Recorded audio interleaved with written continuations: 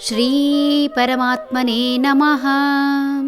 ಶ್ರೀಮದ್ಭಗವದ್ಗೀತಾ ಅಥ ದಶಮೋऽಧ್ಯಾಯಃ. ವಿಭೂತಿಯೋಗಃ. ಪ್ರಹ್ಲಾದಶ್ಚಾಸ್ಮಿ ದೈತ್ಯಾನಾಂ ಕಾಲಃ ಕಲಯತಾಮಹಂ ಮೃಗಾಣಾಂಚ ಮೃಗೇಂದ್ರೋಹಂ ವೈನತೇಯಶ್ಚ ಪಕ್ಷಿಣಾಂ. ದೈತ್ಯರಲ್ಲಿ ಪ್ರಹ್ಲಾದನು ನಾನು. ಹಿರಣ್ಯಕಶಿಪು ಹಾಗೂ ಖಯಾದುವಿನ ಮಗನಾದ ಪ್ರಹ್ಲಾದ ರಾಕ್ಷಸನಾಗಿ ಹುಟ್ಟಿದರೂ ಶ್ರೀಹರಿಯ ಪರಮಭಕ್ತ. ಶ್ರೀಹರಿಯನ್ನು ನಂಬಿದ ಪ್ರಹ್ಲಾದನನ್ನು ಆತನ ತಂದೆಯ ಯಾವ ಕುಟಿಲೋಪಾಯಗಳೂ ಮಣಿಸಲು ಸಾಧ್ಯವಾಗಲಿಲ್ಲ. ಪ್ರಹ್ಲಾದನ ಕಥೆ ಬಹಳ ಅದ್ಭುತ. ಭಕ್ತಿಗೆ ಇನ್ನೊಂದು ಹೆಸರೇನೋ ಎಂಬಂತೆ ಶ್ರೀಹರಿಯ ಪರಮ ಭಕ್ತನಾದ ಈತ ಶ್ರೀಹರಿಯ ಸಹಾಯದಿಂದ ತನ್ನ ತಂದೆಗೆ ಮುಕ್ತಿ ಸಿಕ್ಕುವಂತೆ ಮಾಡಿದವ. ಒಂದು ಆಯುಧವನ್ನೂ ಎತ್ತದೆ ತನ್ನ ಉತ್ತಮ ವರ್ತನೆಯಿಂದ ಮೂರೂ ಲೋಕಗಳನ್ನು ಗೆದ್ದವನು ಈತ. ಶುಕ್ರಾಚಾರ್ಯರ ಶಿಷ್ಯನಾದ ಈತ ರಾಕ್ಷಸರ ರಾಜ. ಅಸುರರ ರಾಜನಾದ ಪ್ರಹ್ಲಾದನ ಮುಂದೆ ತನ್ನ ಮಗ ವಿರೋಚನನಿಗೆ ಅಸುರರ ಅಧಿಪತ್ಯ ವಹಿಸಿ ತೀರ್ಥಯಾತ್ರೆ ಕೈಗೊಂಡನು. ದೂರದರ್ಶಿಯಾದ ಪ್ರಹ್ಲಾದ ತನ್ನ ಗುರು ಶುಕ್ರಾಚಾರ್ಯರಲ್ಲಿ ಅಸುರರನ್ನು ರಕ್ಷಿಸಲು ಶಿವನಿಂದ ಮೃತ ಸಂಜೀವಿನಿ ಮಂತ್ರ ಪಡೆಯುವಂತೆ ಕೇಳಿಕೊಂಡನು. ಪ್ರಹ್ಲಾದನ ಭಕ್ತಿ, ತ್ಯಾಗ, ಪ್ರೀತಿ, ಕರುಣೆ, ಅಹಿಂಸಾವಾದ, ಜವಾಬ್ದಾರಿಯನ್ನು ನಿರ್ವಹಿಸಿದ ರೀತಿ, ಆತನ ರಾಜಕೀಯ ಚಾಣಾಕ್ಷತೆ ಇವೆಲ್ಲವೂ ಅಧ್ಯಯನ ಯೋಗ್ಯವಲ್ಲದೆ ಜೀವನದಲ್ಲಿ ಅಳವಡಿಸಿಕೊಳ್ಳಲು ಉತ್ತಮ ಮಾರ್ಗ. ಲೆಕ್ಕ ಮಾಡುವುದರಲ್ಲಿ ಕಾಲಪುರುಷನು ನಾನು. ಪ್ರಕೃತಿ ಮತ್ತು ಪುರುಷನ ಸಂಯೋಜನೆಯನ್ನು ಕಾಲಪುರುಷ ಎನ್ನಬಹುದು. ಬದಲಾವಣೆ ಜಗದ ನಿಯಮ.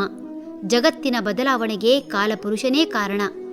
ಪ್ರಕೃತಿ ಹಾಗೂ ಪುರುಷ ಬೇರೆ ಬೇರೆ ಸಮಯಗಳಲ್ಲಿ ಬೇರೆ ಬೇರೆ ರೀತಿಯಲ್ಲಿ ವರ್ತಿಸುವುದರ ಮೂಲಕ ಈ ಜಗತ್ತು ಬದಲಾದಂತೆ ತೋರುತ್ತದೆ. ಕಾಲಕಾಲಕ್ಕೆ ನಡೆಯಬೇಕಾದ್ದು ನಡೆಯದೇ ಹೋದರೆ ಈ ಪ್ರಪಂಚ ಸದಾ ಸಮಸ್ಯೆಯಲ್ಲೇ ಇರಬೇಕಿತ್ತು. ಎಲ್ಲಕ್ಕೂ ಉತ್ತರ ಕಾಲ ಎಂಬಂತೆ ಕಾಲ ಬದಲಾದಂತೆ ಮನಸ್ಥಿತಿ, ಪರಿಸರ ಎಲ್ಲವೂ ಬದಲಾಗಿ ಹೊಸ ಯೋಚನೆ ಹಾಗೂ ಯೋಜನೆಗೆ ಮನಸ್ಸು ತೆರೆದುಕೊಳ್ಳುವುದು ಸಹಜ. ಲೆಕ್ಕ ಮಾಡುವುದರಲ್ಲಿ ತಾನು ಕಾಲಪುರುಷ ಎಂಬುದನ್ನು ಹೇಳುತ್ತಿರುವ ಭಗವಂತ ತನ್ನ ಹಾಗೂ ಕಾಲದ ಮಹತ್ವವನ್ನು ತಿಳಿಯಲು ಅನುವು ಮಾಡಿಕೊಡುತ್ತಿದ್ದಾನೆ. ಕೆಲವೊಮ್ಮೆ ಈ ಕಾಲ ಅದೆಷ್ಟು ಕರುಣಾಳು ಅನ್ನಿಸಿದರೆ ಕೆಲವೊಮ್ಮೆ ಈ ಕಾಲ ಅದೆಷ್ಟು ಕ್ರೂರಿ ಎನ್ನಿಸುವುದು ಸಹಜ. ಸಮಯದಲ್ಲಿ ತನಗೆ ಬೇಕಾದ್ದು ದೊರೆತಾಗ ಸುವರ್ಣ ಸಮಯವೆಂದು ಆನಂದ ಪಡುವ ಮನುಷ್ಯ ತನ್ನ ಆಪ್ತರನ್ನೋ ಅಥವಾ ತನ್ನ ಆಸ್ತಿ, ಅಂತಸ್ತು ಹಾಗೂ ವಸ್ತುಗಳನ್ನೋ ಕಳೆದುಕೊಂಡಾಗ ಕಾಲ ಎಂತಹ ಕ್ರೂರಿ ಅನ್ನಿಸಿ ಪರಿತಪಿಸುವುದನ್ನು ಕಾಣಬಹುದು. ಬರುವ ಮಗುವಿಗಾಗಿ ನೋವಿನ ಕಾಲವನ್ನು ನಿರೀಕ್ಷಿಸುತ್ತಾ ಸಂಭ್ರಮಿಸುವ ತಾಯಿ ನರಳುತ್ತಾ ಮಲಗಿರುವ ಆಪ್ತರ ನೋವನ್ನು ನೋಡಲಾರದೆ ಕಾಲನಾದರೂ ಕರುಣೆ ತೋರಬಾರದೆ ಎಂಬ ಅಪೇಕ್ಷೆ ಇಟ್ಟುಕೊಂಡವರಿಗೇನೂ ಕಡಿಮೆಯಿಲ್ಲ. ಎದ್ದು ಓಡಾಡಲಾರದೆ ಸತ್ತಂತೆ ಮಲಗಿರುವ ಅದೆಷ್ಟೋ ಜನರ ಬಗ್ಗೆ ಮಾತನಾಡುವಾಗ ಕಾಲನಿಗೆ ಲೆಕ್ಕ ತಪ್ಪಿರಬೇಕು ಎಂಬ ಉದ್ಗಾರ ಬಾರದೇ ಇರದು. ಕಾಲನ ಲೆಕ್ಕ ತಪ್ಪಿದರೆ ಪ್ರಪಂಚ ಅಲ್ಲೋಲ ಕಲ್ಲೋಲ ಖಚಿತ. ಕಾಲನ ಲೆಕ್ಕ ಸ್ವಲ್ಪ ವ್ಯತ್ಯಾಸವಾದರೂ ಫಲಿತಾಂಶ ಬೇರೆಯಾಗುವುದು ನಿಶ್ಚಿತ. ತಾನೇ ಕಾಲನು ಎನ್ನುವ ಮೂಲಕ ಜಗತ್ತಿನ ನಿಯಾಮಕ ತಾನೂ ಎಂಬುದನ್ನು ದೃಢಪಡಿಸುತ್ತಿದ್ದಾನೆ ಭಗವಂತ. ಮೃಗಗಳಲ್ಲೆಲ್ಲ ಸಿಂಹವು ನಾನು, ಪಕ್ಷಿಗಳಲ್ಲಿ ಗರುಡನು ನಾನು. ಕಾಡಿನ ರಾಜ ಎಂದು ಹೇಳಲ್ಪಡುವ ಸಿಂಹದ ಬಗ್ಗೆ ಸಂಸ್ಕೃತದಲ್ಲಿ ಈ ಶ್ಲೋಕವನ್ನು ಕಾಣಬಹುದು. ನಾಭಿಷೇಕೋನ ಸಂಸ್ಕಾರಃ ಸಿಂಹಸ್ಯ ಕ್ರಿಯತೆ ವನೆ ವಿಕ್ರಮಾರ್ಜಿತ ಸತ್ವಸ್ಯ ಸ್ವಯಂಮೇವ ಮೃಗೇಂದ್ರತ.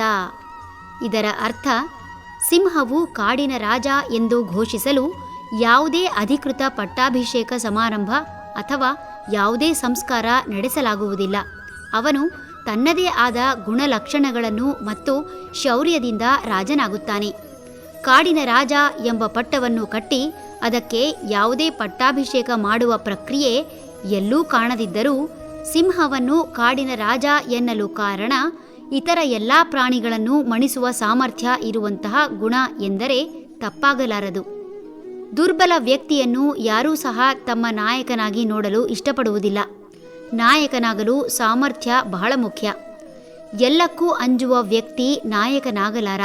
ಸಮಸ್ಯೆಗಳನ್ನು ಎದುರಿಸಿ ನಿಲ್ಲಲು ಉತ್ತಮ ವಾಗ್ಮಿಯಾಗಿರುವುದರ ಜೊತೆಗೆ ನೋಟದಲ್ಲೇ ಇತರರಿಗೆ ಭಯ ಹುಟ್ಟಿಸುವ ಕಣ್ಣು, ವಿಶಾಲ ಎದೆ, ಆಕರ್ಷಕ ವ್ಯಕ್ತಿತ್ವ, ಸುಂದರ ಮೈಕಟ್ಟು ಮುಖ್ಯವಾಗುತ್ತದೆ.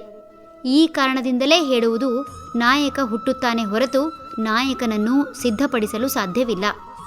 ಶಕ್ತಿ, ಶೌರ್ಯ ಹಾಗೂ ವೈಭವದ ಸಂಕೇತವಾಗಿರುವ ಗರುಡ ತನ್ನ ಗಾಂಭೀರ್ಯ, ಗಾತ್ರ ಹಾಗೂ ಲೀಲಾಜಾಲವಾಗಿ ಆಕಾಶದಲ್ಲಿ ಹಾರಾಡುವ ಕಾರಣ ಪಕ್ಷಿಗಳಲ್ಲಿ ರಾಜ ಎನ್ನಿಸಿಕೊಳ್ಳುತ್ತಾನೆ. ವಿಷ್ಣುವಿನ ವಾಹನ ಎಂದು ಪರಿಗಣಿಸಲಾಗುವ ಗರುಡ ತನ್ನ ತಾಯಿಯ ದಾಸ್ಯತನ ಬಿಡಿಸಲು ಸ್ವರ್ಗದಿಂದ ಅಮೃತವನ್ನು ತಂದ ಎನ್ನಲಾಗುತ್ತದೆ. ಮೃಗಗಳಲ್ಲಿ ಸಿಂಹ ಮತ್ತು ಪಕ್ಷಿಗಳಲ್ಲಿ ಗರುಡ ಎನ್ನುವ ಮೂಲಕ ರಾಜನ ಲಕ್ಷಣಗಳಾದ ಶೌರ್ಯ, ಸಾಹಸ, ನಿರ್ವಹಣೆ, ಸಹಾಯ, ಆಕರ್ಷಕ, ಗಾಂಭೀರ್ಯ ವ್ಯಕ್ತಿತ್ವದ ಗುಣಲಕ್ಷಣಗಳೇ ತಾನು ಎಂಬುದನ್ನು ದೃಢಪಡಿಸುತ್ತಿದ್ದಾನೆ. ಹರಿ ಓಂ ತತ್ಸತ್.